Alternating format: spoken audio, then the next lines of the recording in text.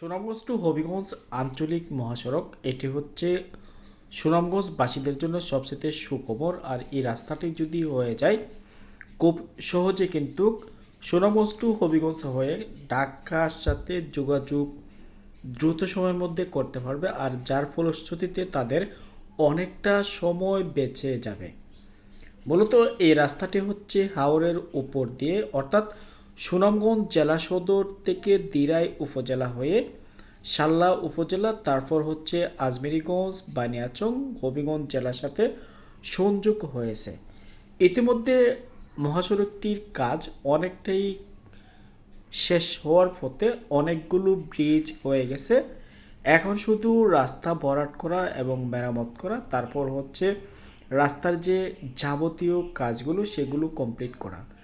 আমি শাল্লা গ্রামে ঘুরতে গিয়েছিলাম, অর্থাৎ দিরাই এবং শাল্লা উপজেলা যদি এই রাস্তাটি হয়ে যায় তাদের কিন্তু যাতায়াত সুবিধা অনেকটাই ভালো হয়ে যাবে।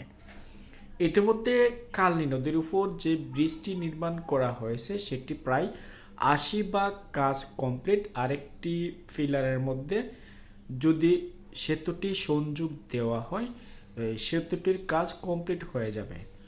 তবে রাস্তার দুপাশের যে শাসন বা মেরামত সেটি কমপ্লিট হয়ে গেছে। এখন শুধুমাত্র রয়ে গেছে রাস্তার উপর মাটি ভরাট করা। শাল্লাগ্রামের ভেতর দিয়ে যখন আমি হেঁটে হেঁটে গিয়েছিলাম আর এই রাস্তার ধারে যাওয়ার পর আমার কাছে ওই এলাকার যে দৃশ্যটি দেখার পর খুব ভালো লেগেছে।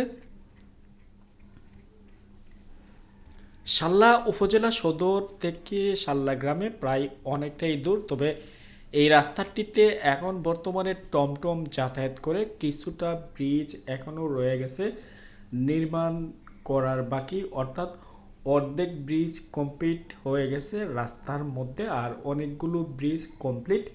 সব কিছু মিলিয়ে যে এই এলাকার যে উন্নয়নের ব্যাপক পরিবর্তন হবে যদি ঢাকা টু সুনামগঞ্জ বাইপাস রোডটি মেরামত হয়ে যায় বা সচল হয়ে যায়। এই এলাকার যে কৃষক মৎস্যজীবী তাদের জন্য নতুন এক অর্থনৈতিক দুয়ার খুলে যাবে। আর আমরা যারা ট্রাভেলার মনের খুশিতে হবিগঞ্জ হয়ে, বানিয়াচং হয়ে, আজমেরীগঞ্জ হয়ে, শাল্লা হয়ে আমরা যেতে পারবো সুনামগঞ্জে। আর শাল্লার যে উন্নয়ন চিত্র সেটি পাল্টে যাবে, যেহেতু এই এলাকাটি অনেকটাই ব্যাকওয়ার্ড, যাতায়াতের অনেকটাই অসুবিধা।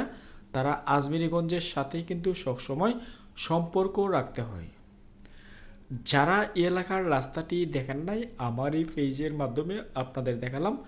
ভিডিওটি কার কেমন লেগেছে অবশ্যই জানাবেন। বেশি বেশি ঘুরবেন, দেশের সৌন্দর্য উপভোগ করবেন।